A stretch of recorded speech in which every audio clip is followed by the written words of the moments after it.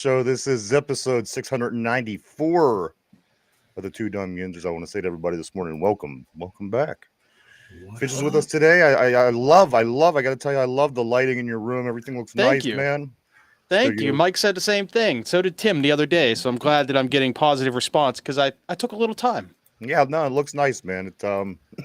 It caught my eye right away. Speaking of the other night, Finch, you know what? I got to be honest. I haven't had a chance to catch the latest installment of the Two Cranky Jagoffs. I got to be honest. I'm excited. I can't wait to listen.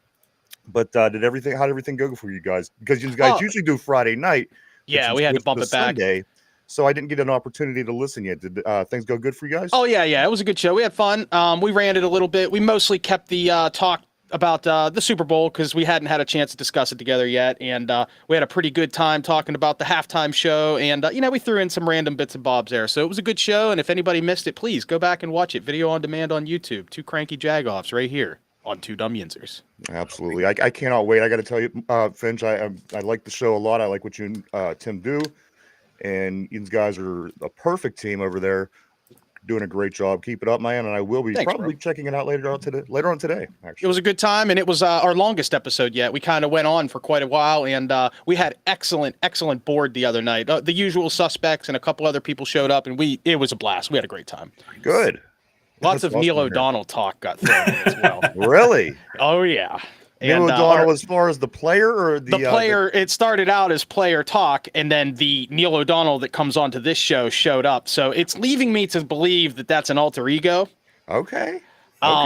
But he was jabbing on with Jen and Mark Malone. So it's neither of those guys unless they're running two devices at the same time. So yeah, Tim and I are like trying to figure it out. We're like, I wonder if this has to be like one of the regulars, moonlighting under a different username. But it worked out. We had a great time. And if you go back and watch it, we put the chat up on the screen as well, so you can follow it. And we had some pretty fun conversations. It was a good show. Oh, that's awesome, man. Good to hear. I'm glad to hear that. That's you know what, Mike and I often. I mean, occasionally we kind of question some things that happen on the show and just, have questions. And Neil O'Donnell, he was a bit of a surprise. He popped in on us out of nowhere, and then he became kind of a prominent name on the board there. So it's interesting. We're still trying to figure it out. At the end of the day, wouldn't you guys shit if it was actually really Neil O'Donnell? As much shit as we talked on Neil the other night, and we talked to that guy as if he was the real Neil. Yeah. He might never come back if that's the case. So if it's not the real Neil, if it is the real Neil, that would be amazing because it's kind of cool to air 30 years worth of dirty laundry on someone. Oh man, it was a good time. Now this is a can't miss. Now I mean. I was chomping at the bit to get to we talked Sunday about episode. Super Bowl 30. We talked about how ugly Neil is. Tim told me he couldn't even watch football games when Neil O'Donnell played because he was so fucking ugly. I said, Tim, your dad's awesome. Oh, that's great, man. Did your third wheel? Did he make it? No, Ryan couldn't make it because of snow. Remember Sunday night? It was a nasty winter mix here, and I actually asked him not to come. I said, "Dude, I'm all set up and ready. If you want to come, great." I said, "But it's really bad out there. I do not want you to risk it." And he was like, "No, the show must go on." I tell you what, I like to drive on onions, guys. I got to tell you, I just through the first 5 weeks. There's been times whenever the snow's gotten real bad or it's just, not an ideal situation. And Tim does find a way. He makes it over to the, to the studio and these guys get it done. Very, very excited and proud of what you guys are doing. Love having you guys on just on the team overall. Yeah, we're having a good time. Great stuff, man. We have a few other thoughts, and we discussed a little bit on air the other night too about we're going to need to make some filler episodes soon because there's going to be a couple Fridays we're not going to be available. Right. And I'm taking a trip soon. Tim's also taking a trip eventually. So we're coming up with some ideas for filler. So anybody that's watching and says, hey, if anything you guys want to do that we're interested in, please tell us. Let us know, man. We'll try anything for a laugh. Good morning, over enthusiastic mod Caleb. You know what? No. He asked, do you guys think that I was in a fake account? You know what? With the guys like Neil O'Donnell and Mark Malone, obviously, you question, you say, who is this? And there's way in the back of your head, you're like, oh, you know what? This can be Neil O'Donnell, joining from a cave somewhere in Tel Aviv. But would he use his actual name? Exactly. That's the difference. I just like you use that because that's the classic misdirect. You're like, oh, no one would use their real name. That's true. I guess. I don't know. I don't think the real Neil is smart enough to do that. Right. I mean, if he was Joe Samuelson, he would be safer going with his real name, because throwing the fake name out there, Neil O'Donnell, would obviously bring question, as it did. And so who knows? It sounds like a lot of fun. I cannot wait to get on and check out Sunday night, guys. Go on and check Two Cranky Jagoffs from Sunday night right here on the network, on right on the channel. Just go to the very last show that the guys did. Good stuff. I can't wait. Probably tonight. So looking forward to it. How you gentlemen doing this morning? I'm doing great. I'm surviving the cold. I went to work this morning and it was 9 degrees outside. Yep. And I came home and it was still 9 degrees outside. That was some bullshit. Yeah. Other than that, though, I'm doing great, man. What a weird winter. It got warm there for a while, and now it's back to 9 degrees. And I just got a feeling this is going to be a hot summer. No relief. It just has that feel. But we will see, guys. Mike, I'm going to start with this today. The USA hockey team, they get the wait a minute, hold on, I have to take a time out here. Mark Malone just commented real quick here. O'Donnell was smart enough to take enough to win a retirement amount of money in the Super Bowl. Good morning to Mark Malone. You know what, I loved Neil O'Donnell until that moment. I really did, because in my life, you got to understand, Bubby we hadn't seen a great quarterback before that. Yeah, Bubby Brister was the best guy that was a quarterback leading up to that point. And when Neil O'Donnell was able to come in and just drive the team up and down the field the way he did and just sling the ball, I hadn't seen before as a Pittsburgh Steelers fan. So as a kid in my early teens, seeing this guy come along, look at us, we're winning games, we're winning divisions, we're doing a lot of things the Steelers did in the early to mid 90s. And Neil O'Donnell was somebody that I thought was really, really good up until that moment. And I guess if you take those two throws out, I may still think that he was a really good quarterback, but nonetheless, I think you're right. Mr. Malone. I'm sorry, Michael. Yes. Team USA, they take a loss last night. They play Sweden or Finland, one of these two teams. They played Sweden. They lose 2-1. Nonetheless, they still go on to the championship game tomorrow night. Team Canada, they beat Finland 5-3 in their matchup.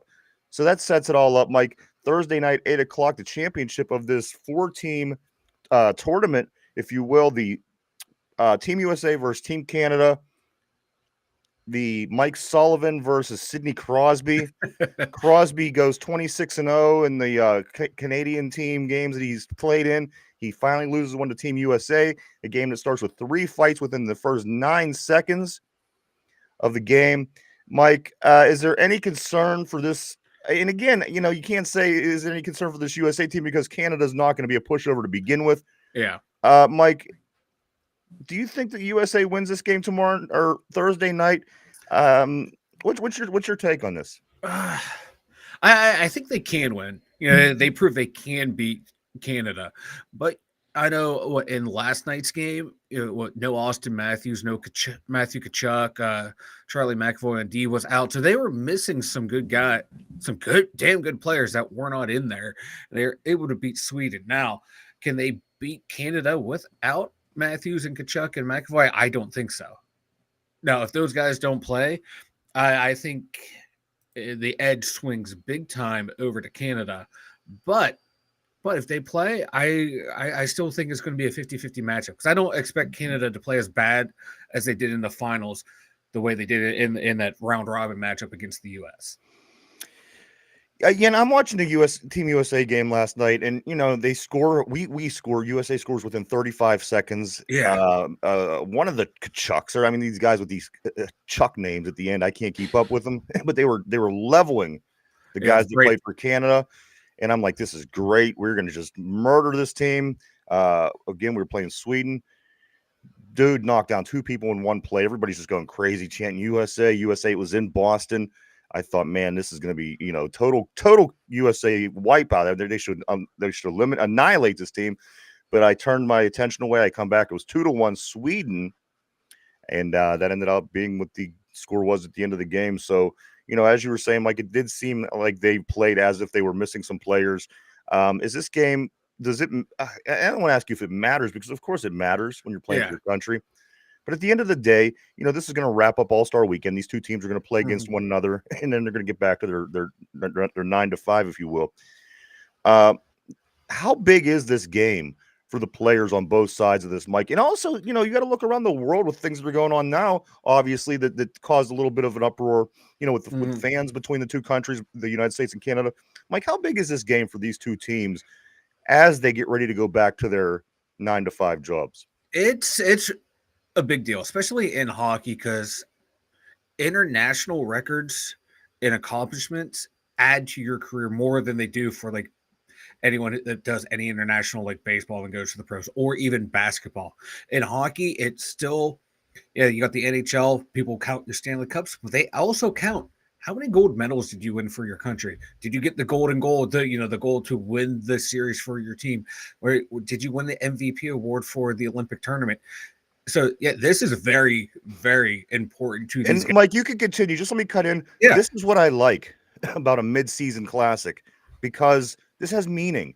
Yeah. And it isn't like the guys are just going through the motions because they put this game together. You know, I really like what hockey has going on with their all-star. Yeah, because and that's just been ingrained in hockey since the beginning of the NHL. Really, like it was always an international competition, and then they've always against each other in the Winter Olympics and different terms that they had. Then the NHL formed, and that stuff still carried on. And those guys care about that deeply, and it still continues to this day. And then all the other stuff that's going on outside of the sports world, that makes it even more competitive for the guys too, because they get even a little more bragging rights to the guys. And then you're also competing against your own teammates, so you can go back and then you know how it is with your boys. Yeah. Oh, I one ups you. So yeah, there's a lot at stake here for these guys. I like it. Again, like I said, it gives meaning to what these guys are doing. A lot of times you go out and you go through the motions at your all-star game. This kind of takes it back a little bit to when we were younger and all-star games meant something. So it's going to be a lot of fun, guys. That is 8:00 Thursday night, the championship, and that'll wrap up this 4-team tournament that the NHL players are involved with. Really excited about that, Mike. Any thoughts? Who do you think is going to walk away with this? Damn, it's hard to root against Canada in a hockey game. I mean, it really is. It is, but but we did beat them. But yeah, Canada, we did. But Canada, you also got the Crosby factor. He knows how to win. And the U.S. squad, but I'm going to go with the U.S. squad. Their goaltending play, again, you can ride a hot goalie in any tournament to a victory, and I think that's what's going to happen. And I think the U.S. team, they're playing like that Mike Sullivan ideal system: speed, just overwhelm you with the forecheck and just wear you down. And you got a damn good goalie going on right now, so I'm giving the edge to the U.S. just on the system that they're playing and the hot goalie. And one thing I noticed, like, it was about hockey is this. When I was growing up, the 1992 Dream Team in the the basketball players, they were just unstoppable. And as time went on, you started to see the world catch up a little bit. They started catching up. Lithuania gets a little bit better. This team gets a little bit better. And then you start to see the rest of the world catch up to the United States with basketball. Not in the sense that we still obviously are the best in the world. But at the end of the day, Mike, does it feel to you that the USA might be inching a little bit on Canada overall, just in the game of hockey? Because Canada used to dominate everything as far as hockey. Now the United States they're in there throwing some monkey wrenches in the clockwork every time they seem to play them. Are they catching up, Mike, in the world stage as far as hockey goes? They're catching up big time. And you saw this. My God, look, there's how many guys from Pittsburgh alone that are in the NHL? You like two or three guys in there. Like JT Miller's coming off the top of my head right now. But so Lemieux made it very popular in Pittsburgh, and then you go to Chicago, they became really big. LA, Wayne Gretzky. So it's a slow movement, but we're finally catching up, and where we're catching up big time too is in goaltending. A lot of the joke running around now is about Canada and their goaltending situation is everyone watched in this generation grew up watching Crosby. They wanted to be the next Crosby. No one wanted to be that next Patrick Waugh. Right. And that's where the U.S. is catching up is in goaltending. I was always another thing, real quick, if I could interject here on this one. The NHL is a very international league anyway, featuring more international players than any other sports league in the United States.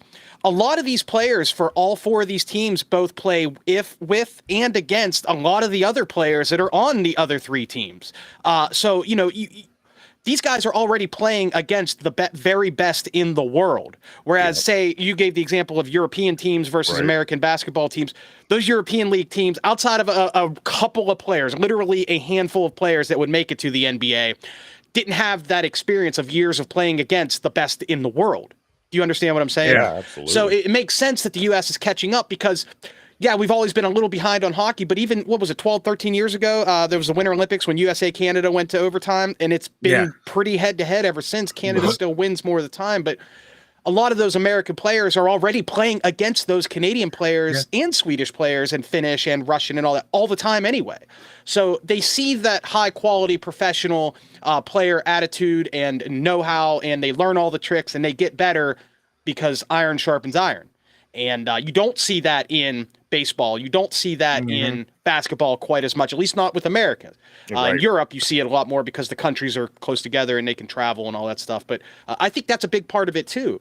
All these American players, as you said, influenced by guys like Lemieux and Crosby and Wayne Gretzky and these Canadian players and some of the Russian players and whatnot, after years and years and years of sharpening their skills against those great players, when you put them into a tournament like this, they've already seen it all. Yeah. And they know how to play the game, and it's just a matter of who wants it more at that point. Yeah, and like in the youth hockey leagues too. Like my buddy, he was coaching his kids' team, and it's from like Western PA, Western PA, Eastern Ohio, and they were going up to tournaments up in New York playing against Canadian teams, and they were winning their age groups. So, it's, like you said, man, we're with playing against each other.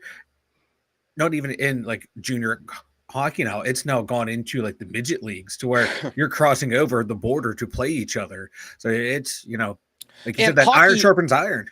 Hockey is one of those sports where, it's unfortunate to say, but it's a little bit more of a higher class sport for a lot of the players, right? A lot of these guys grew up playing hockey, and hockey is probably one of the more, if not the most expensive team sport in America of the four major to get into. Anybody can get a glove and a bat and play baseball, but it takes a lot to play hockey. Money wise and time. It just takes a lot of time and effort. Yeah, and you can't take the basketball and go out back. I mean, you got to go to a hockey rink and get there. And that's what I'm saying, right?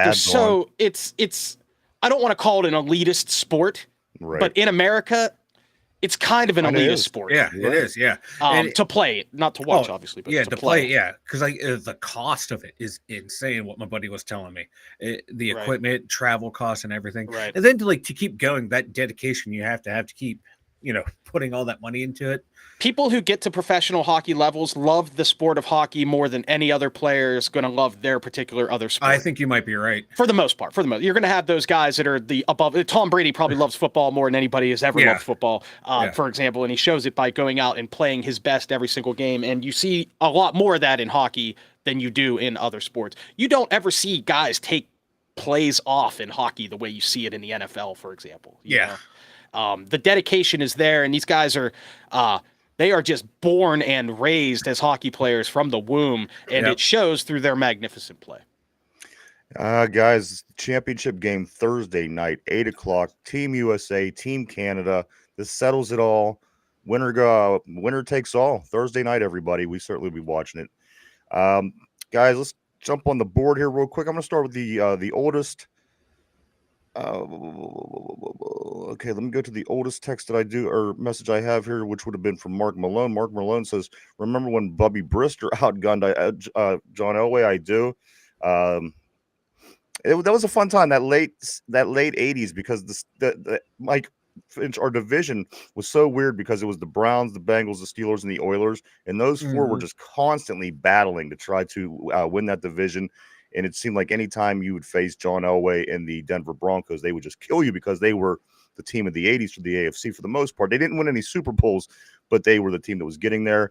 And I do remember Bubby Brister beating him. And I also remember Cordell Stewart beating him in 1998, a game that we weren't supposed to win. We win 35-24 in the regular season. I was at that game. You were at that game, I was going to say. December 7th, 1997.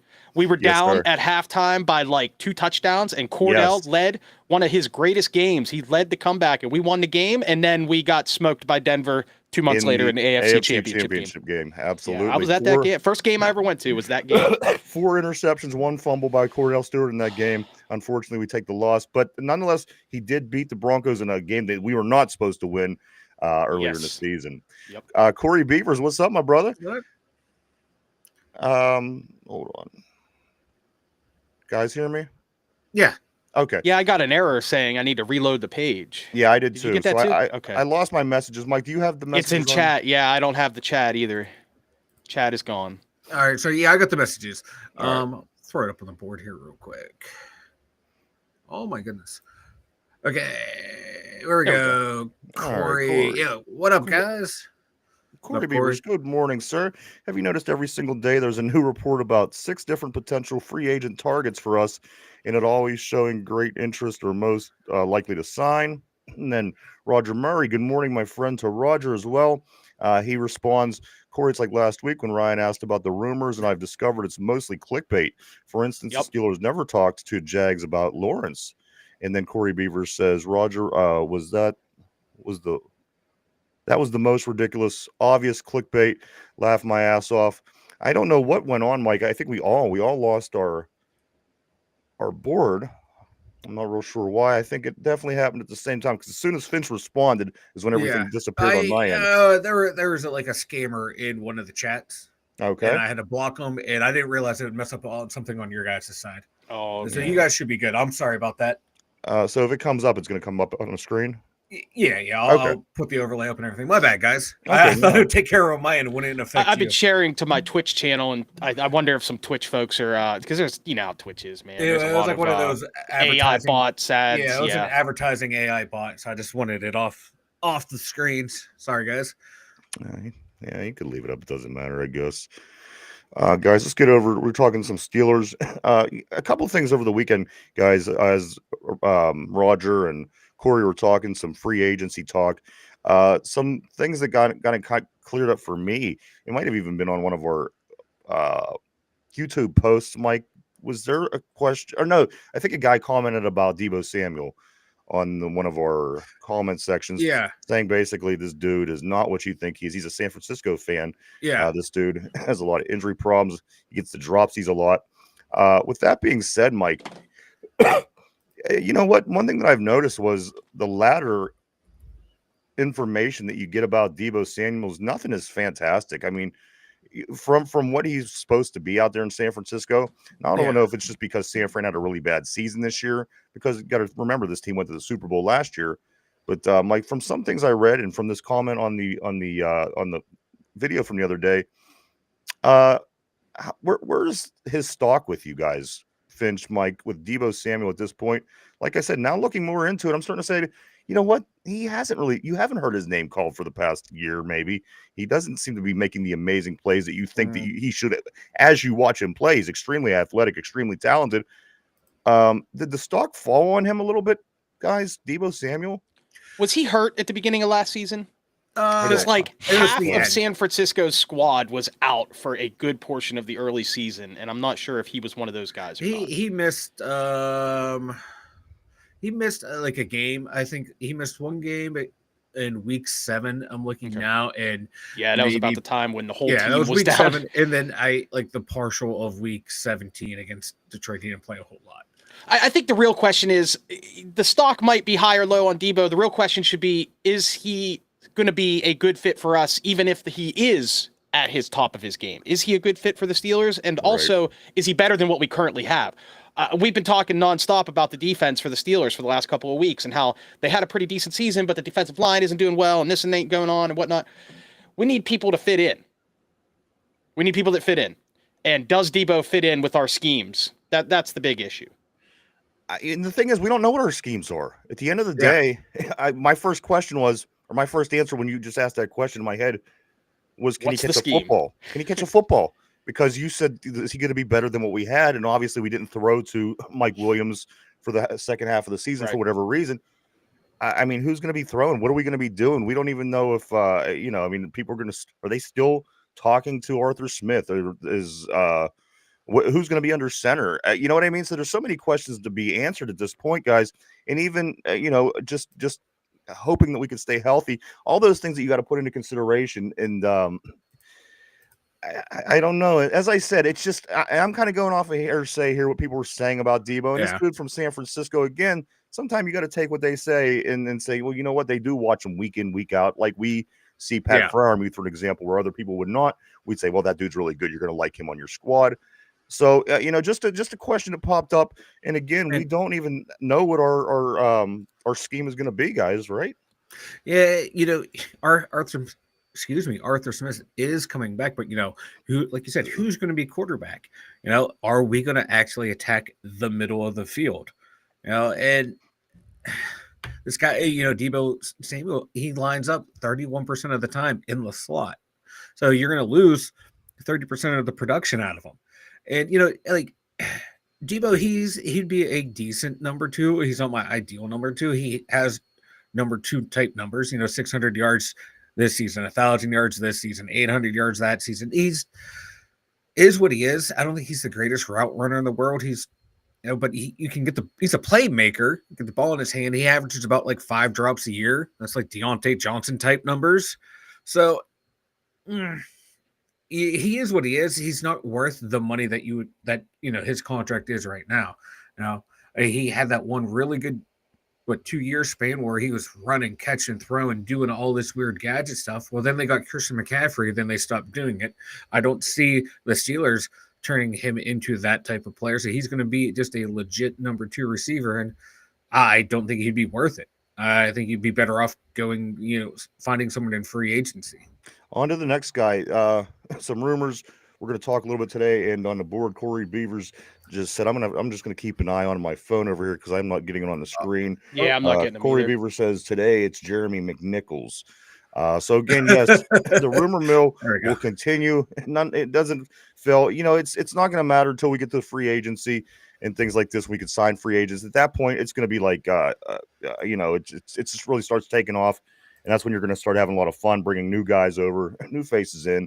Mike Finch, let's go to the next guy here. We're talking about some possible Yinzer Joe. What's up, my man? What up? Good morning to you. He says, I think I would rather have Johnson back than sign Debo. That's what I'm saying, Mike. And that's kind of where I was going with that is, that's where I'm making the correlation here is you might have another Deontay Johnson on your hand. And, maybe we should continue to look if that's the case. If you can get better, go better.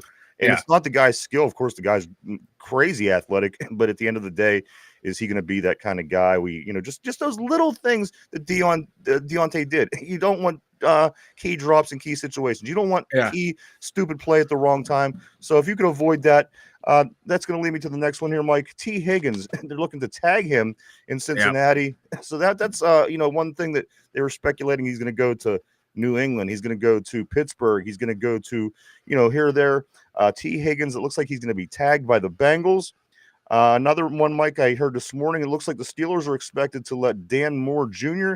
and James Daniels test free agency. Finch, how do you think that this affects our offense moving forward? Again, if we can stay healthy, we could probably get by. But if we have problems like we had last year, I mean, what's the offensive line situation look like, Finch? It doesn't look very good, does it? It's thin. Yeah, it's thin, right? Like you said, if everybody stays healthy, it can be okay. And there was, there was some gel between the line later in the season. They were starting to bring it together, right? Like you would see flashes of brilliance. You would see a hole open up here or there. You would see Jaden hit a hole. You would see Russ have a hole to run through for himself or a lane. The offensive line is improving. I was never high on Dan Moore. I never thought he was that great. It's going to have an effect because, when you take one piece out of a line, it makes a real big difference. It's a cohesive unit. Mm-hmm. We've seen it here in Pittsburgh 1,000 times. I could specifically remember a few years ago when Marquise Pouncey started to really decline. And even though the rest of the team around him was still playing pretty well, not having him at his full capability made things tough for Ben. That's how you have to look at it it's the quality of the players is great, but it's that cohesiveness that really matters when it comes to an O-line or a D-line. And, anytime you take one of those pieces out of there, it's going to have an effect. Is it a positive or negative effect is left to be seen. And they were already anticipating that Daniels would not be back this year. That's why they drafted McCormick to groom him to be the replacement. And it just so happened, he tore his Achilles and that forced McCormick into the lineup, which might be good for the long run. We got to see him through 14 games. I think he started and played. So he was able to get that game action. He wasn't just a guy who's going to sit in on the bench. He has, familiarity now with Frazier. He has familiarity with Jones, who hopefully will be at the right tackle. Then you got Seumalo coming back next year. He had a down year. Hope, he bounces back because maybe, he wasn't used to playing next to Frazier. And then Frazier has another year experience. And then you're getting Fatanu back. Hopefully he goes to left tackle.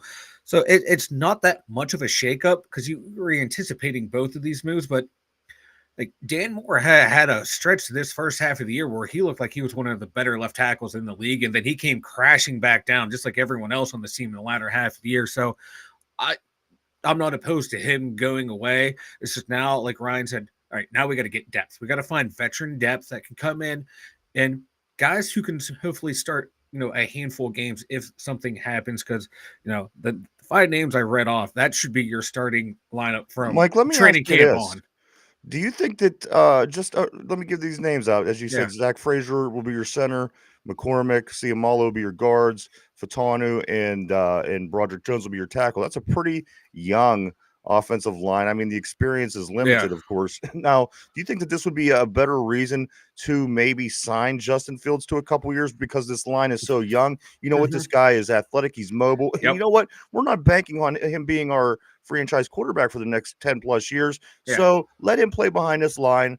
We'll play it by ear. We'll kind of maybe, we'll draft the Jackson in the 3rd round or whatever. And we'll, continue to look for our guy. But maybe let's keep Fields around. He's got some experience in the league. And if he doesn't work out after those 2 years, we have our guy and we can send him down the road with some value, hopefully. Mike, do you think that the inexperience of the offensive line is going to ultimately dictate the decision the Steelers make at quarterback? Ooh.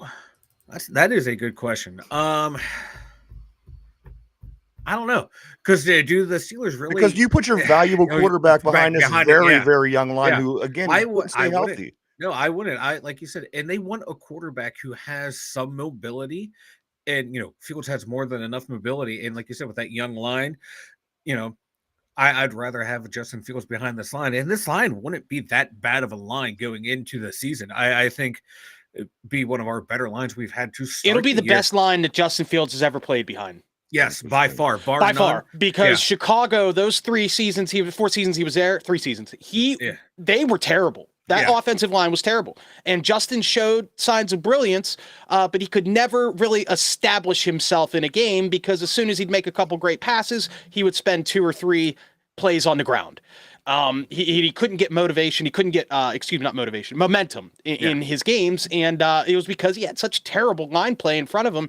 And Caleb Williams is seeing that in Chicago now. So there's no reason to believe that our line couldn't do better for Mr. Fields than what he was used to in Chicago, and even better than what he saw in those first 6 games as a Steeler last year. It could very well happen. And it's Justin, you make a great point. He's very mobile. He can get out of some situations, sticky situations, when the line doesn't hold the pocket for him. The real question with Justin, though, is when he gets into that sticky situation, is he going to make a good decision with the football? And he has a tendency to throw a pick, and he has a tendency to fumble. A lot about him. I mean, that'd be the case because if he's good, that's going to be what his Achilles heel. That's what's going to cause his mistakes. Right. We'll learn that. We'll learn that often. Right. And and then we'll know. So I mean, the thing is, like we were saying, he's not too young for the situation, Fields. I'm saying, and he's not too old. And in other words, he's still mobile enough. Still has his legs, but he's not wet behind the ears. So I like I said, if they would put him at quarterback, which a lot of people are speculating at this point is going to be what happens. I like it. Behind this offensive line, maybe you don't want to bring your franchise quarterback in who you want to be your guy and you're going to spend $80 million on for the next how many years, playing behind that line. I mean, you've seen the way that it played out last season. Yeah. Let's get back to the board. Yinzer Joe says, I wouldn't assume that the next season's rookies on the line would have a lot more continuity. Also, he says we need those veterans to help develop those guys, show them the tricks of the trade. Maybe he's talking about Daniels and Moore. And then Brian, what's up, my man? Good morning to you, sir. He says the O-line has young pedigree. They will be good unless Jones is a total bust. And that's a good question. And that's a good point as well, guys. Is it how long and how much energy and effort are we going to put into Broderick Jones? I mean, is this a guy that we realistically see being, he came in as the left tackle. Now he's playing right tackle.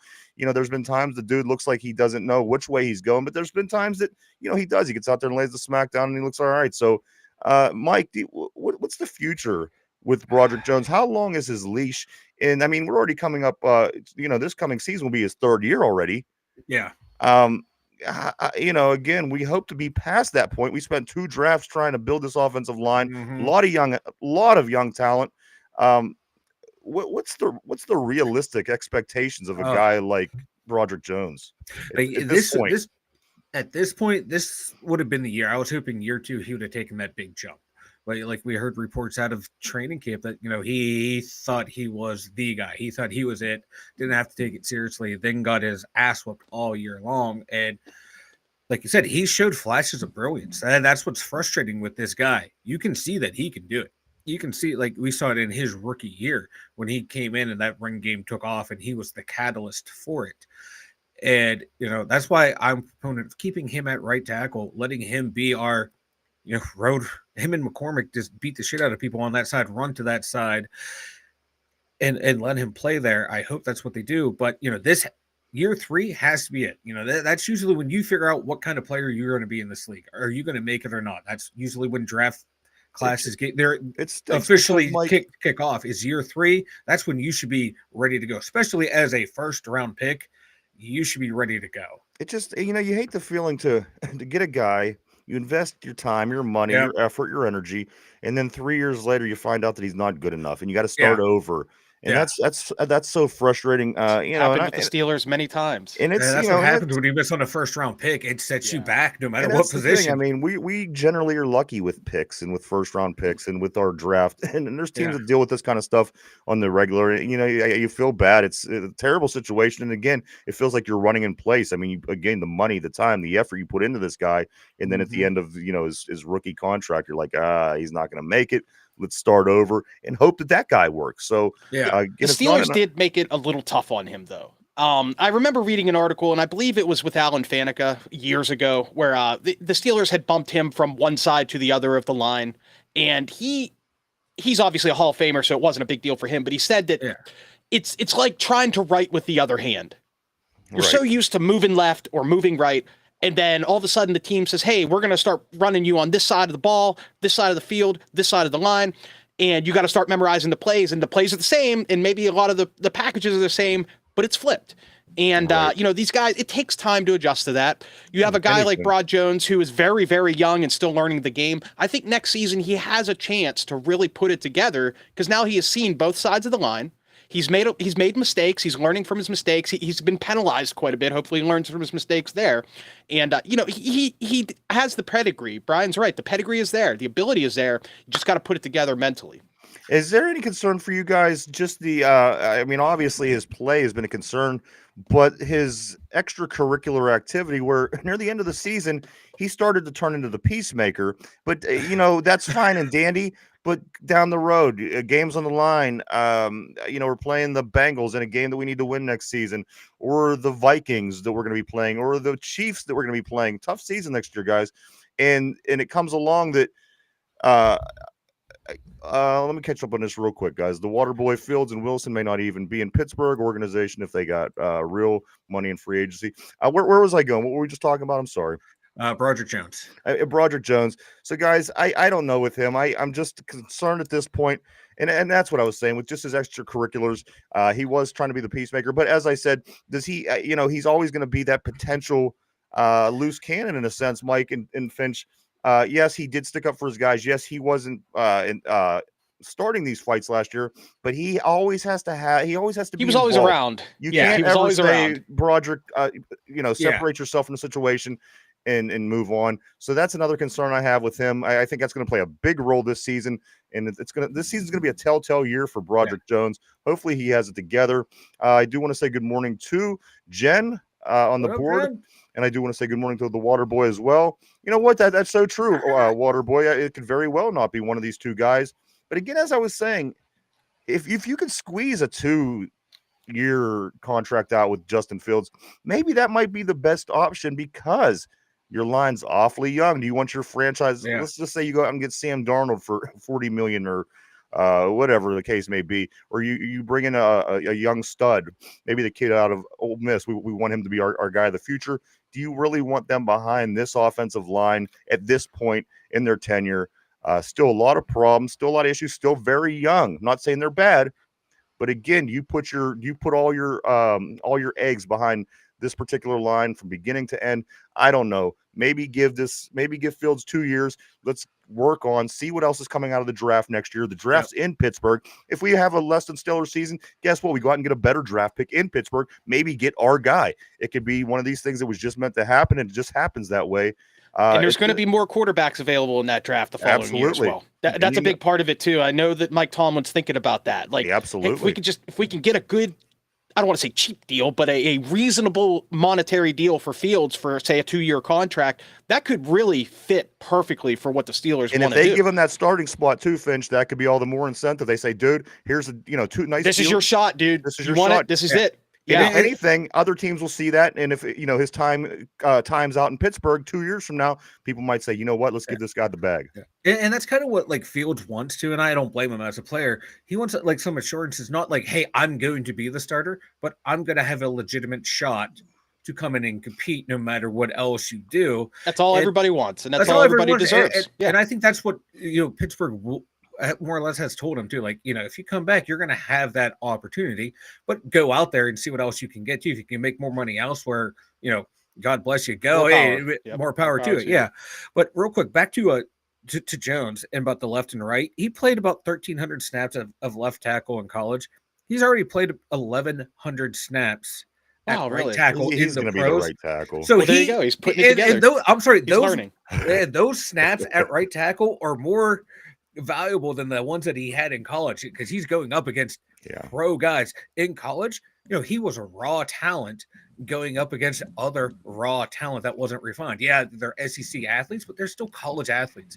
They're not refined pros. He's going up against the best of the best at right tackle. Leave him there because we already see he is not good in pass protection. Right. Keep him on the right side. At least if he gets burnt, it's like Ryan said, it's not from the blind side, and you're not getting your quarterback killed. And I wasn't suggesting that we move him back to the left. I was just saying that it's good that we've had him on both sides of the ball, and I didn't realize that the numbers were almost even, really. They're about even. Yeah, because he has all those snaps in the NFL now at that side. It's good to see that. I was just saying that it's understandable that it's hard to flip your position. And it's funny too because he said Alan Faneca said it's difficult. Then he had like Tun Shilkin who played in the NFL for a long time too. Going, man, it's just whatever. That's just where you put your hand in the dirt. That's certainly more difficult. True. I mean, everybody's different. Everybody responds differently. But guys, also, I do want to say this. Russell Wilson, he's going somewhere else to screw up somebody's team is what's going to happen with him. Because seriously, the guy at his age still wants big quarterback money. He's going to go to a team that's going to be willing to give him big quarterback money. Yep. They're not going to be good. He's not that good anymore. And he's going to go do to other teams what teams do to our Pirates and things like this. He's going there. He's going to suck up a bunch of money, and then he's going to walk out and then walk into the Hall of Fame eventually. So I think Russell Wilson's time here is absolutely He'll done. be in a warm weather city next year. He'll be at Tampa or Miami or something like that. I'm going far south as I can if I'm him. I'm going warm. I'm on one from why the heck Seattle, Denver, Pittsburgh. Like no thanks. No. I want somewhere sunny. Like Tom Brady. We got through some wide receivers. We got through the offensive line guys. One more. We're going to jump over to the defense. A thing that I saw this morning was rumor Chardavius Ward, Mike. Chardavius Ward, yeah. Any so I mean we're gonna have some DBs moving. We have our secondary again is gonna need some work this offseason. Yeah, especially if Dante Jackson moves like people were speculating. Mike, Chardavius Ward, and any other people at that position that you have your eye on? Ward was one of the guys I was looking at corner. hold on, I have a list of corners here. I was also Asante Samuel Jr. He's Yeah. a little smaller than what the Steelers are looking for in corners. He's a baller, though. Yeah, he had a down year last year, but the 2 previous years he was, rated PFF number 13, number 21 corner, and just a little off last year. The market value for him is like 3 years, 14.5 million each. Okay, I'm taking a flyer on a former first round pick who's only like 25, 26 years old. I'd sign him, and I'm putting him on the outside opposite Joey Porter. And the guy can play man, the guy can play zone. I think he would fit in well with us. The only thing is with him, he's not that great of a tackler. But you know what? If he's good in coverage, I'll take it. We got two cornerbacks that can't tackle. Hey, That's gonna be something. Joey Porter improved as a tackler. He improved. That's safe to say. Well, he certainly did improve. He's become more willing to throw his head in there and shoulder in there to try and bring someone down. I mean, he'll continue, so that's going to be good, guys. And Mike, do you think, and Finch, do you guys think that it's good? That's the ideal move for the cornerback position, just where we're at with the offense right now? And we have to get, we have to get a wide receiver too. We have to see what Najee is going to do. We have to hope that this offensive line holds up. You know what? It totally slipped my mind what I was going to say. It happens. But Charvarius Ward, Mike, and these other deep. Oh, that's what I was going to say. Yeah. Is the free agency the route to go with this particular situation? Again, everything that you're going to need on offense, you're going to spend money in free agency putting those pieces together. You're going to spend your draft picks putting those pieces together. But at the end of the day, at the corner position, you're going to need that guy. Losing Dante Jackson, if he does in fact leave, it's going to be huge. Is this the route to go, Mike? Because you're not going to go after a cornerback with your top 3 picks this year. I can pretty much guarantee that with what you need. Is this the safe route to go? And is he the top, Ward? Is he the top of the game as far as potential players that we could possibly land at that position, Mike? He's up there. He's like last year though, but he also had a down year last year. So a couple of the guys we're talking about, they had down years, but you look at the 2 years previous, they were some of the better corners in the league.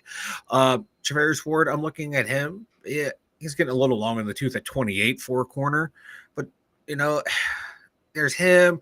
I saw talk about like Brian Murphy Jr. out of Minnesota. He improved tremendously in that system under Brian Flores. So he's another option. So I would rather go free agency for cornerback because now's not the time to draft a young corner and try and develop them. I want to go out and get a veteran that can play outside, and we also need to get someone who can play slot corner as well, unless you're going to trust Beanie Bishop in that role.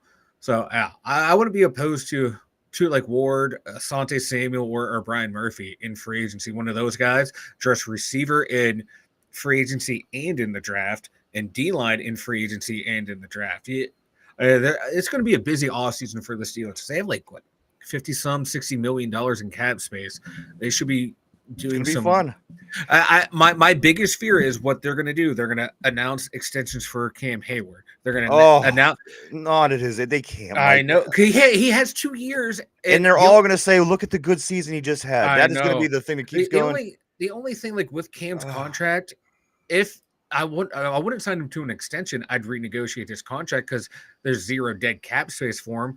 Maybe roll money from next year into this year for a bonus to him and make him happy. Mike, I was but I'm afraid a TJ Watt extension is going to come. Mike, I was just reading this morning that the remember we were talking yesterday about all those good picks that just kept falling on the lap of the Philadelphia Eagles. Mm-hmm. And I was just reading that it all came back to that Carson Wentz deal and everything they were able to get because of Carson Wentz. Because of Carson Wentz, they ultimately got Cooper DeJean last year. Yep. They ultimately got Jalen Carter.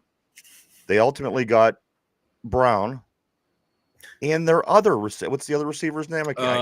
Smith and AJ Brown. Mike Smith, AJ Brown, Jalen Carter, and Cooper DeJean ultimately all because of the Carson Wentz trade. Mm-hmm. Talking about falling forward, come on, look at that. And that's what you have to do, and like that's how you rebuild a team quick. That's how you get back to a Super Bowl. That's how you get back to being a top team. Takes a little luck too, man. They kind of fell into that situation. Absolutely. Yeah, and you got. There's lucky always too. one team that falls into that situation Yeah. every couple of the years who Yeah. just, they just happen to have 95 draft picks once. I mean, Right. Bill Belichick managed to do it like 10 years in a row. Yeah. With these And Philadelphia you got- Eagles, Mike, they just came in. The guys that we just mentioned, on top of that, throw in Quinton Marshall, and I mean, go down the list. Yeah. These Philadelphia Eagles, their drafts have been A++ pluses for the past 2-3 years. And then Yeah. they supplement with getting a deal for like Saquon freaking You're right. Barkley. They're- It's like, whatever they're how? doing, they're doing it right. Their No two ways GM about it. is got to be just, Howie dude, Roseman, that guy's great. and my like He's doing great. Howie Roseman, yeah. Yeah, the thing that's giving me hope here is that Andy Weidl came from that system, Yeah. and Omar He's Khan. trying, man. And Omar Khan has been the cap guru for a long time in Pittsburgh, and he's forward thinking as well. Him and Weidl, if they can get their way, and if they, I would just love. I hate to see him go, but you got to move on from guys to get that talent back in. Like move on from Cam, move on from TJ Watt. Get some draft picks for him. You won't get anything for Cam because of how old he is, but you still be able to get something for TJ Watt. Oh yeah. Let's move forward, guys. The Water Boy. Now you're talking my lange. This is what I like to hear. Yeah. This is the one that I really like. What the Water Boy says, heard a lot of talk about the Stafford and Cup trade for some 6th, 7th round draft picks. And then Ninja Joe replies, I'd love to have Cup with Stafford and bring in Godwin, maybe draft a good wide receiver too. You know what? Like if you can get Stafford and Cup for 6th round picks, 7th round picks, Yeah, I'm doing that in a heartbeat. I'm figuring out my salary cap situation later. absolutely. That's my ideal. If you bring in these two guys, I'm like, and would you go? I mean, obviously, Matt Stafford deserves money. Obviously, he won a Super Bowl. Yeah. Are you comfortable giving Matt Stafford the money that you're trying? You want to give your franchise quarterback. You want your guy to come, Mhm. Mike. But at his age, how much of a commitment are you making with Matthew Stafford? Because again, he's going to demand some money, but yet he's not the youngest guy in the league anymore. And with our unideal situation, as we mentioned, with the offensive line, we're bringing in new guys at skilled positions. How ideal is this? And I love it. Don't get me wrong. If Matthew Stafford was under center next year for the Pittsburgh Steelers, I would be really excited. But Mike, how realistic and how would this actually work out for the Steelers overall in the organization with money and everything moving forward if they brought Matt Stafford in this year? His cap hit is $49 million this year. So that's what I'm saying. He's an investment. There's no two ways about it. And then 37 years old. Yeah, 37 years old. This season, 20 touchdowns. Season before, 24 with 11 and 8 interceptions. Those 2 seasons. So wouldn't be worth that kind of money, but he would be an improvement from what we had. And if you bring in Cooper Kupp, who has some injury concerns, also his contract needs renegotiated. But Andrew Joe said, get a Chris Godwin as well. Maybe you move George Pickens for other assets as well, and you draft another receiver. I would take it and see what happens, because that defense will not be on the field as much, because you would have an offense that would be able to attack all 3 parts of the field with the quarterback. But my only concern would be what we talked about at the very beginning of the show, is this offensive line and Matt Stafford, who's a statue back there. How would he fare? I agree. Finch, what do you think? Again, it seems like it's a little early. If you want to jump on and maybe win that playoff game this year that we've been missing, I would feel comfortable having a guy like Stafford back there. But again, in the big picture, as I stated earlier, there's still a lot of steps that need to happen before I think you're going to take and give that amount of money to your quarterback. Again, 37 years old. That's a lot of money, especially since we did bring in a guy on a blue light special who's going to be making that kind of money. Yeah. But at that age, guys, mid to late 30s, these guys are starting to get older. Is it makes sense at all, Finch, to even talk Matthew Stafford at this point? It all comes down to the price, and he's going to command way more than anybody's willing to give him from Pittsburgh. I think it's a huge cap hit. We would have to give up a good bit of player salary to get him. And again, the return, Finch, he's 37 years old. What do you I like Max Stafford a lot. I've liked him for a long time. I think he's a great quarterback. He's good for the game of football. He's one of the hardest playing and just one of the hardest players of all time. There's an absolutely classic clip of him, NFL Films with Detroit, where he like messed up his arm and went out and threw a touchdown pass right after that, I popped think his shoulder out. I think he'd be It's good to have that kind of great guy. Yeah. 37 is tough though, man, because one hit and he's done. And once again, he's a statue, but he's going to be playing behind a mediocre at best offensive line in the Steelers. We just got done talking about how the offensive line for the Steelers could improve this year and could get better, and they certainly can. But I think that our line would be better with a guy like Justin Fields behind it. Finch, I know that you do have to take off. Yep. So let me ask you this. Would you be okay if they didn't go after Stafford, but they still land Cooper Kupp? I see. I like this. I like these two guys. The only thing that's really sketchy with me is the fact that Stafford's 37 years old. But don't get me wrong. I would take Cooper Kupp in a heartbeat. But then you run into a couple situations. You still have who you going to put on that other outside? You can put Coop out there, but he's still a smaller guy. He's probably going to be more productive in the slot. And you're up against issues like you already have a Calvin Austin III in there. So again, probably not going to happen. But I love these two names. If they were in Pittsburgh Steelers uniforms next year, no money, no anything like that, no other talk, I'd be thrilled to death. You could say that about 100 players in the NFL, though. Absolutely. Right? I mean, it's cool that they're linked, but I think this is all coming back to, for one, I think there is a lot of clickbait going around, as we saw earlier with the whole Trevor Lawrence thing. We were talking about that. It got mentioned. The connections to Kupp and the connection to Stafford probably aren't as strong as we are thinking or hoping. The talking is probably not really going on. It could be a lot of rumor mill stuff. But if we're playing that hypothetical game, hell yeah, man, I would love to have Matthew Stafford in a Steelers uniform, even if it was for 1 or 2 seasons. And they're going to play. The problem is he's going to command $35 million or $40 million for those 2 years. So like I just don't think it's feasible for the Steelers with Stafford. Kupp possibly, Stafford no. All right, no, good take, Finch. Well, thank you, my friend. I hope that you have a great day. As always, I'll talk to you later on in the week. I think you said tomorrow and Friday you're available. Yeah, I'm available tomorrow. I'll be available Friday, and we're doing 2 Cranky Jags Friday night. Awesome. So I'll definitely be back here soon, and I just love you guys. Yeah, man. we ain't got much left to go here, my friends. Yeah. We love you as well, sir. Have a great day. I'll see you tomorrow, Finch. Great job as always, Mike. There it is. Speaking of Derpy, I'm wondering where he is. I have we have to award him, Mike, because he did win the picks this year. Yeah. He is ultimately the champion, and still no Derpy. I know he was. Take care, brother. I know that he was under the weather just recently, so hopefully we get our Derpy back on Thursday. Let me jump in here. I do want to say good morning, good afternoon to John on the board. I haven't seen you for a few days, my friend. It's always great to see John on the board.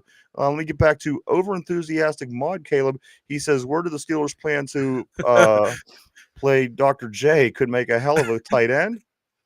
I think he'd be another good slot receiver, man. Just see him jumping over the middle. Yeah. He'd be a good red zone threat. John says the whole off season, absolutely, and that's why I like to have fun with it, because a lot of it's speculation.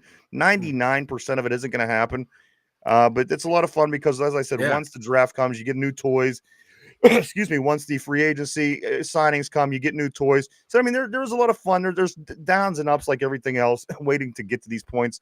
But nonetheless, and as I was going to say to Finch before he did leave, I mean, the thing that makes this even more interesting is Matt Stafford's wife comes out and says, I'm ready to move.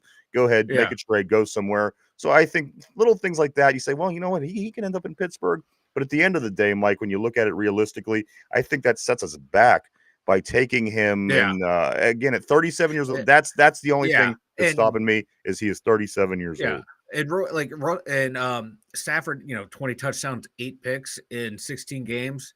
Russell Wilson, 16 touchdowns, 5 interceptions in 11 games. You're getting the same production on paper, the same production out of both quarterbacks. Maybe even a little bit more out of Russ if he played, the same amount of games. But it's at this point, I don't know. Give me Fields, see where we go. Even if we, finish 9-8, like we're probably destined to, that doesn't preclude us from getting a good quarterback. Because remember, when the Chiefs drafted Mahomes, their original draft pick was like 27. They traded up for him. Nothing stopping the Steelers from making a bold move in the draft this year or next year to trade up and get your guy. Over enthusiastic in term mod Caleb, I'm sorry. He says, do you think it will be harder for an NFL player to play in the NBA or the NBA player to play in the NFL? You know what? It all depends on the position, maybe, because and the you player know, too. yeah, I mean, it's going to be tough to play basketball because it's the cardio, it's just constant running. I think that would be pose the most. It would pose a difficulty for the football players, but for basketball players going to the physicalness of football, I think would be difficult for them. So it just really depends, I guess, on who and what and where and why. But I think they'd both have their difficulties, and at the end of the day, they're both high top class athletes, so they could probably pull it off. I mean, I remember seeing LeBron out there running around doing patterns, but at the end of the day, you take 1 or 2 shots over the middle. Is that going to change how you want to play? Because people are like, oh man, Draymond Green at tight end, he's a bully in the NBA. You can be a bully in the NBA, but you go out like you said and get hit the way like when Derwin James picked up Travis Kelce and suplexed him on his head. I don't see Draymond getting up and wanting to do that again. Over enthusiasm. That was a trick question. Neither can play in the NHL. Probably correct, sir. Also, Finn said, boom. Mike, couple more things here, and we are going to get ready to start wrapping things up. Mike, this is interesting. I didn't know the list was so short.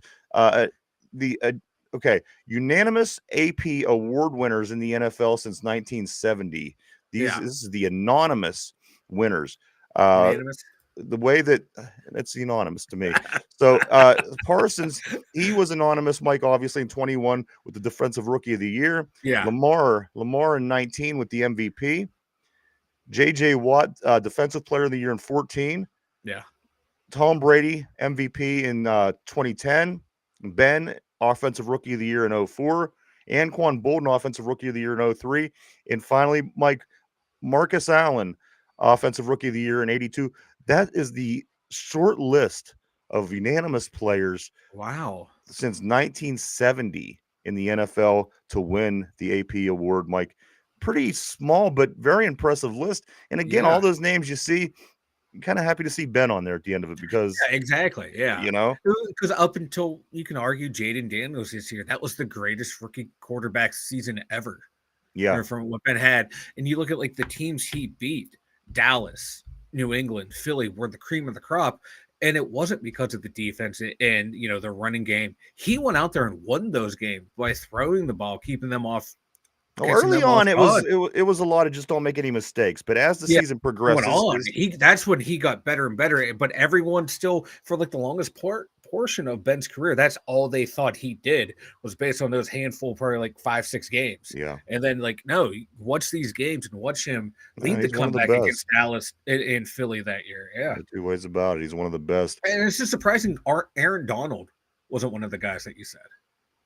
Yeah, absolutely. For how dominant he was. You got to be pretty great to get unanimous amount of votes, Mike, in these AP awards. College football, of course, the combine starting next week, I believe Thursday, goes through the weekend into the following week. Pitt's kicker, Ben Sauls, Mike, he's been getting picked in mock drafts. So whether he gets picked in the draft, which he probably is not going to, I think that's going to just bump his stock up, of course, come when it's time to sign undrafted free agents and people are going to look for kickers. I look for Ben Sauls. He's going to be tough in the NFL. Mike, keep an eye on Ben Sauls. Wouldn't surprise me if a team takes a flyer on him in the 7th round. All right, like 6th, 7th round. That's usually we go after kickers a punter. And punters. Pitt basketball back at it today. They host Syracuse today at 7:00 p.m. Get down to Oakland to check out the game. That is Syracuse at Pitt today at 7 p.m.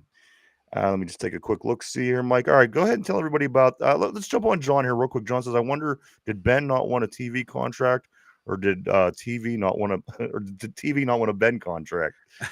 I'm not real sure, John. Mike, I'm gonna go with the TV. Probably didn't want Big Ben. He didn't want a Ben. That's what I was just gonna throw it out there. Mike, why don't you give us the website? the2dumbyusers.com. Check it out, everyone. The new blog post was up yesterday where I posted my mock draft and the reason why I drafted who I drafted, when and where, based on what was taken. So check it out, the2dumbyusers.com. Oh, my nose. You know what? It's so cold outside. I just dread this every day. Every day. I can't wait, Mike. We got about a month till spring. My nose is running. It's been a disaster. What's it say on your thing there? 0 degrees is what it feels like here. 0 degrees is what it feels like. And let me tell you, it probably does feel like 0 degrees out there. And somebody's going to jump on. Well, it's Pittsburgh. It's supposed to be cold. Yeah. No shit. But it doesn't mean I can't bitch about it. Shit. Guys, let's see the trivia of the day. Mike, this has got to do with Pittsburgh Steelers drafts. This is a Pittsburgh Steelers draft question of the day. Trivia question, if you will. Put on your thinking caps. Everybody on the board, everybody at home. Question of the day is a Steeler draft question. Question of the day sounds a little like this. Who was the last Steelers wide receiver the Steelers picked with their first overall pick in the first round?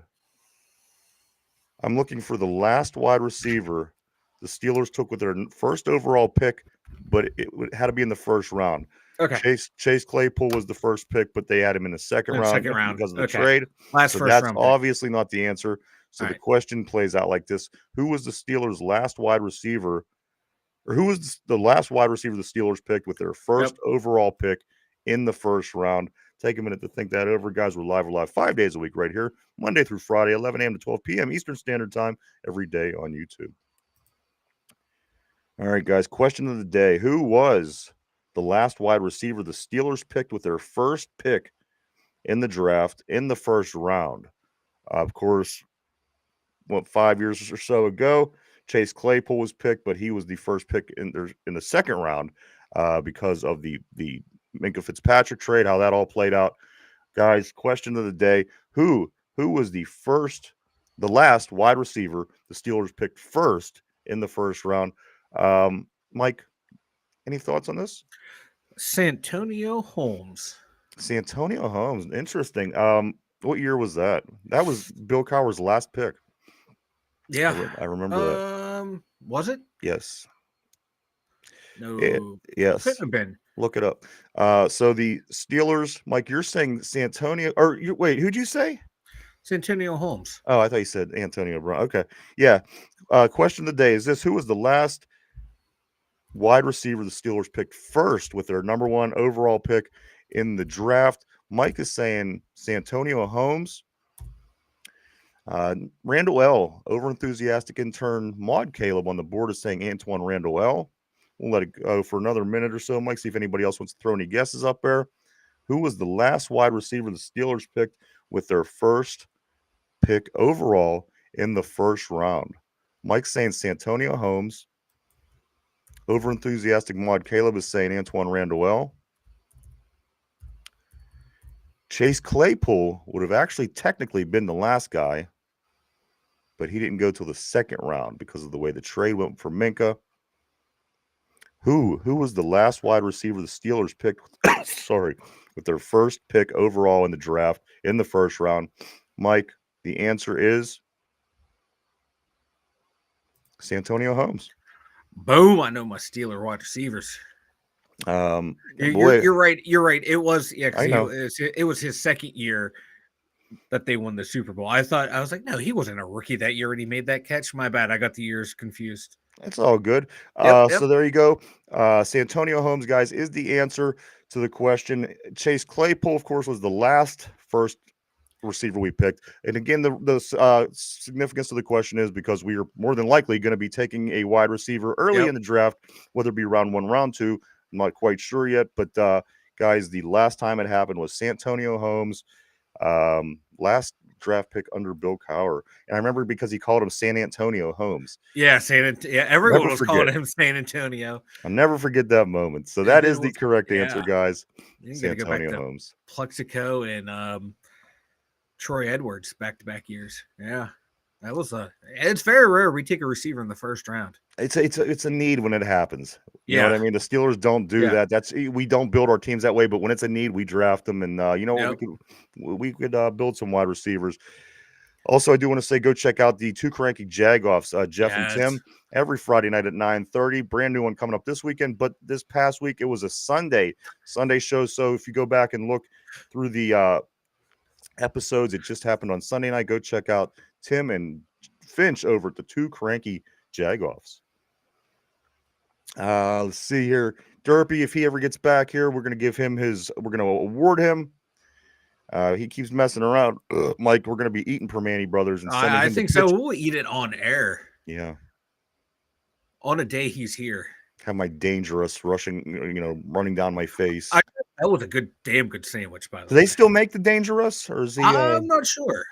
I don't know. They might have taken off the menu since he's not there anymore. All right. Guys, my thing is this: 65 days until the draft, 165 days till camp, 200 days till week 1, 328 days till Super Bowl 60. Guys, it's getting there. It's getting there, but we got to start next week with the combine. The end of next week. After that, we'll look at the dates. I think free agency signings, all kind of fun stuff coming up. Over enthusiastic mod Caleb says a Whopper from BK. The year Holmes was drafted was $2.72. Oh, now over $7. And I love the Whopper, especially the double Whopper, man. Oh, it's probably been a good 3 to 4 years since I've had a Whopper. I know it says body build by Whopper right here, but it's been that long since. And it's everything. Whopper. You can't go anywhere. I tried to get 2 sandwiches one time, not that long ago. And then that'll be like $15. I thought, come on, $7, $8 for a sandwich. This is where we're at, man. Mike, so that is the everything that is to build up to. Again, 65 days till the draft. Anything before we do get ready to wrap things up, man?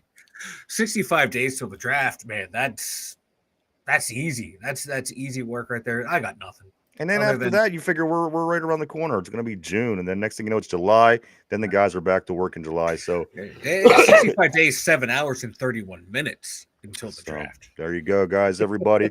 I do want to say thank you to everybody for coming and hanging out and checking us out. Yes. We certainly appreciate each and every one of you. We truly, honestly do. We wouldn't do it without you. Thank you so much. I want to say thank you to everybody on the board. You guys always keep things interesting. Thank you to our mod, over enthusiastic mod Caleb. New couple newcomers on the board today. I can't scroll through anything, so I can't mention them. Water Boy. The Water Boy was definitely a new name. Yeah, we might have seen him before. I think Water Boy was here once or twice before. He dropped a little nugget every once in a while. Yeah. Oh yeah. And then Yeah. And then you erase somebody and it effed up the whole board. Someone was fucking my shit up, and I fucked their shit up, and I fucked my shit up in the end. So they really won. I'll let them go. We'll just we'll tear into them on the show. Okay. Just, right. Anything else, Mike? Anything else? Speak now, forever hold your peace. I got nothing. I see you all tomorrow. I can't wait. Everybody. Thank you so much, everybody. Once again, tomorrow we will be back. Tomorrow, Finch will be back with us as well. I'm pretty sure Derpy will be here on Thursday. I just I don't know. I'm gonna check on him today, Mike. I'll see how he's doing. Yeah, see how the Derpster's doing. But again, today, 7:00 Pitt. They host Syracuse. Thursday, Team USA versus Canada. I think the NBA gets they get back at it tomorrow night after their All-Star break. So things are finally starting to get back to it, guys. We're heading into the spring sports. Also, Mike, the Pittsburgh Riverhounds, they take on Loudoun United FC today at noon. So the game started a half hour ago. Pittsburgh Riverhounds back at it today. Ryan's thinking that 70s prices for fast food. Yeah, man. I got to tell you, it's crazy. It's crazy what you got to pay. It's crazy what you got to pay in fast food anymore. Because I love fast food. I truly, really, truly, honestly love fast food. And, 2 days of eating fast food, it'll put a pretty big hole in your pocket, unfortunately. But, blah. All right, Mike, I think that's it, brother. Anything else? I got nothing, man. All right. For Mike in the Steelers Central Mobile Studio, myself, the two dumb Yinzers, and for Finch, we hope to see everybody back tomorrow. Ryan thinks Burger Chef is still around. You know what they do have up here? Up in Clarion, I'm sorry, over the colleges up north where Jim Kelly is from. They just opened a Fat Burger. They have a Fat Burger up in yeah, which is very oddly placed. I mean, mostly out west, California, all this kind of stuff. We do have a Fat Burger, and I can't wait. I can't wait to get up and try. I'm sure it's going to be expensive, but nonetheless, I always wanted to try a Fat Burger. So maybe sometime that'll be in the books. What's the best local fast food in Pittsburgh? Oh, you know what? Let me think on that. Yeah. Over enthusiastic mod Caleb. I'll put some thought into it. Tomorrow we will talk about that for sure. Ooh. He asked, what's the best local fast food in Pittsburgh? Very interesting question, There we go. actually. Yeah, and we will have to think about that one. Absolutely. Brian's a Super Bowl 43 MVP. Oh, that should have went to Big Ben, though. Yeah. Or they should have split Number 10. Number 10. Time to be great. Time to be great. After that Super Bowl, every time he dropped an easy pass, I'd always yell at the TV, time to be great. Time to be great. I loved him. I love that guy was a playmaker. They let the guy go way too soon. Yep. It was stupid. The guy, if he would have stayed here, he would have had a better career because he went on and sizzled out. And I think we used the draft pick we got for him to get AB. Yeah. I think that the San Antonio again, who knows? Tough to tell. He was a beast. Absolutely. The guy, every time he touched the ball, just like AB, you knew that there was a chance never knew something what was going to happen. Yeah. Loved him. All right. So everybody, for Mike, myself, the two Dumb Yinzers, have a great Tuesday. We'll be back tomorrow at our regular time. I hope everybody has